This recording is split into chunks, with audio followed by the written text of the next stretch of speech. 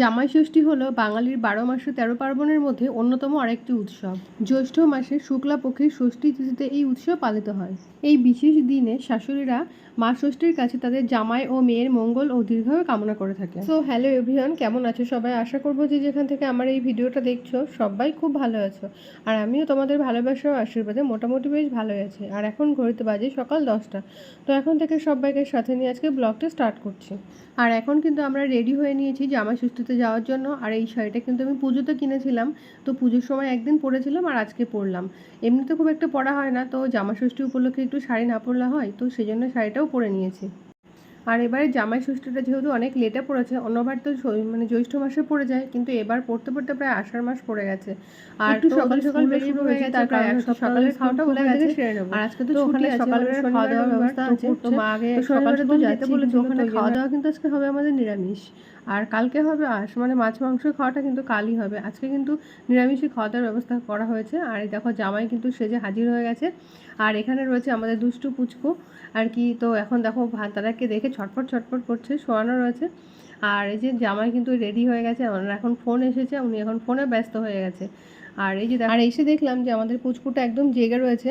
আর আমাদের দেখে তো ছটফট করছে, মানে তো বসতে পারে না, এখন তো ছোট, সবে 4 মাস বয়স হয়েছে, তো এখনও খুবই ছোট আছে। তো সেই জন্য দেখো কীভাবে লাফালাফি করছে, আর দাদাকে দেখলে বিশেষ করে ওরকম ঝম্প ঝম্প করতে থাকে। তো যাই হোক, এদিকে মা আর বোন মিলে রান্না করছে। আর বোনেরও একটু খারাপ লাগছে, কেননা ওর বড় তো এখানে মানে আসতে পারেনি ষষ্ঠীতে, এখানে থাকে না, অনেক দূরে থাকে। তো সেই জন্য আর কি মানে ওরও আসতে পারেনি। তো আর ওর তো সবে একটা বেবি হয়েছে, ও তো মায়ের কাছেই রয়েছে। তো দেখো ও রান্নাবান্না করে মায়ের একটু হেল্প করে দিচ্ছে। আর এদিকে সকালে জামাইয়ের ভোজের ব্যবস্থা করেছে, চিড়ে মুড়ি খই দই রসমালাই আম কলা মিষ্টি, তো এইসব আর কি, নারকেল কোড়া, এইগুলো দিয়ে আজকে সকালের খাওয়া দাওয়াটা হবে। আর এদিকে উনি এমন কান্না ধরেছে যে কোলে না নিয়ে আর পারলাম না। ও কিন্তু একদম শুয়ে থাকতে চায় না, সবসময় এখন কোলে উঠে ঘুরতে ভালোবাসে। আর বাইরে যদি একবার বার করা হয় না, আর ঘরে ঢোকানো যায় না। তো যাই হোক, এদিকে দেখো মা নাতিকে আর জামাইকে খেতে দিয়েছে। আর ওদিকে মা রান্নাবান্নাও করছে। আর এখন জামাই মা অতটা খেতে পারবে না, মানে দুপুরবেলা তাহলে আর খেতে পারবে না বলে কিছুটা তুলে রাখছে। আর এদিকে দুষ্টু পাখি দেখো কী করছে, দুষ্টু পাখি আমাদেরকে দেখে আরও লাফালাফি করছে। আর এদিকে মা ভাজা করছিল গাজরটা। আর আজকে রান্না হচ্ছে দেখো ফ্রায়েড রাইস। তো যেহেতু আজকে নিরামিষ, তো সেই জন্য আর কি ফ্রায়েড রাইসটা করা হচ্ছে। আর আমি কিন্তু মিক্সটা করছিলাম।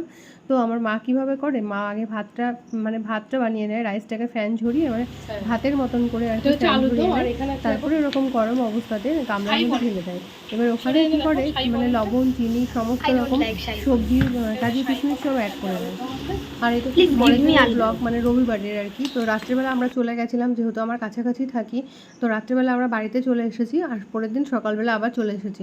মানে গতকাল রাত্রে মা বলেই দিয়েছিল যে সকাল সকাল চলে আসবে, আর এখানে এসে কিন্তু খাওয়া দাওয়া করতে হবে আর মায়ের কাজে একটু হেল্পও করতে হবে। তো তার জন্য যতটুকু সম্ভব পেরেছি তাড়াতাড়ি চলে আসার চেষ্টা করেছি। তো আস্তে আস্তে 9টা সাড়ে 9টা বেজে গেছে। আর এসে দেখো মায়ের কিন্তু রান্না হয়ে গেছে, প্রায় ডাল আলু ভাজা এরকম এইগুলো হয়ে গেছে। আর এখন করছিল ইলিশ মাছের ঝাল। তো মাছটা তো কালকে আনা ছিল, ফ্রিজে রাখা ছিল বলে একটু তাড়াতাড়ি হয়ে গেল। আর মশলা মানে বাটা গাটা সব করে রেখেছিল। আর ছিল মাটন, তো মটনটা এখন রান্না করছে। আর এদিকে দেখো কাঁচা ইলিশের ঝাল রান্না করেছে মা। তো আর এদিকে মটন করার জন্য আলুটা ভাজা করছে, মানে দুই পাশে একসাথে করছে। আর মশলাপাতি করা থাকলে না একটু তাড়াতাড়ি এগিয়ে যায়। আর আমি এসে কাটতে বসেছি পুঁই শাকটা, ইলিশ মাছের মাথা দিয়ে পুঁই শাক রান্না হবে। আর তার সাথে দেওয়া হবে কুমড়ো। আর এটা দিয়ে কিন্তু খেতে খুব ভালো লাগে, বিশেষ করে আমার কর্তামশাই ভীষণ পছন্দ করে ইলিশ মাছের মাথা পুঁই শাক কুমড়ো দিয়ে খেতে। তো মা এখন ওটাই রান্না করছে। আর মাছটা তো হয়ে গেছে, সকালে ডাল ভাজা হয়ে গেছে। আর মাংসটা দেখো ওদিকে ফুটছে। আর একবারে একটু তাড়াতাড়ি করে নিতে পারলে না মানে সুবিধা হয়, মাওরও একটু সুবিধা হয়। তো যাই হোক, এই দেখো এইগুলোই হচ্ছে রান্নাবান্না হচ্ছে দুপুরবেলার, এটাই আইটেম। আর সকালের খাওয়া দাওয়াটা দেখালাম না। আর এই জ্যৈষ্ঠ মাসের তীব্র গরমের সময় এই ষষ্ঠী পালিত হয় বলে একে অরণ্য ষষ্ঠীও বলা হয়। কিন্তু এবছর কিন্তু জ্যৈষ্ঠ মাসে পড়েনি, এবছর পড়েছে আষাঢ় মাসে। প্রাচীনকালে কন্যা সন্তানের বিয়ে দূর দূরান্তে হলে যাতায়াত ব্যবস্থা সহজ ছিল না বলে মেয়েরা পুত্রবতী না হওয়া পর্যন্ত অনেক সময় বাবা মা শ্বশুরবাড়িতে অন্নগ্রহণও করতেন না। ফলে জামাই ও মেয়েকে নিজেদের বাড়িতে নিমন্ত্রণ করে এনে আদর আপ্যায়ন করার, একসঙ্গে সময় কাটানোর প্রথা হিসাবে এই জামাইষষ্ঠীর সূচনা হয়েছিল। জামাইকে বরণ করার সময় তালপাতার পাখার বাতাস করার একটি বিশেষ নিয়ম রয়েছে। এছাড়াও এই দিনে জামাইয়ের পাতে লুচি, বিভিন্ন ধরনের মাছ মাংসের পদ, মিষ্টি এবং আম লিচু কাঁঠালের মতো মৌসুমি ফলের এলাহি আয়োজনও রয়েছে। কিন্তু আমাদের মধ্যে জামাইয়ের পাখার বাতাস দেওয়া মানে বরণ করা এই জিনিসটা একদমই নেই।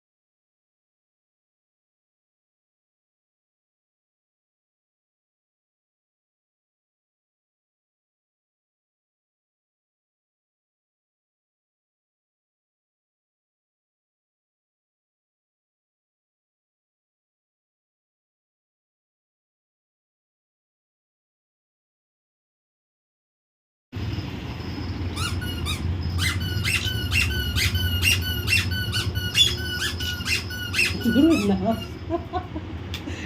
দেবঙ্কর নাচ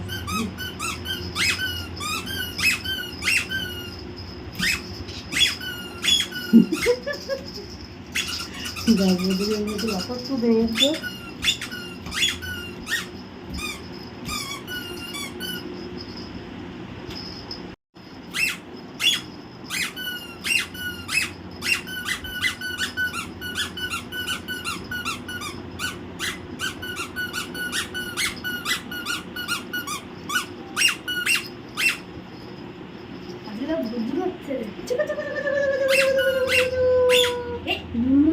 আরে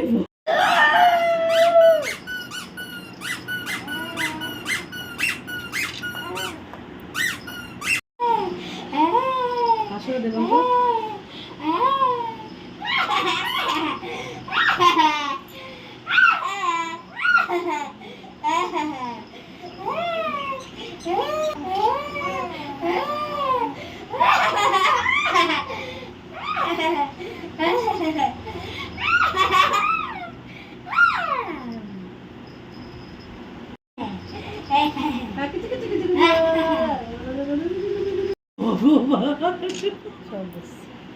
আমার এবার কিশমিশ তো সব ভাজতে হবে।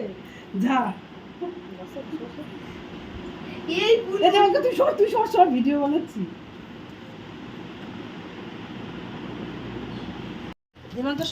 এই যে খেতে দেবে না তো দেখি হাতের কাছে দেখে মুখে টুকে যদি দেয়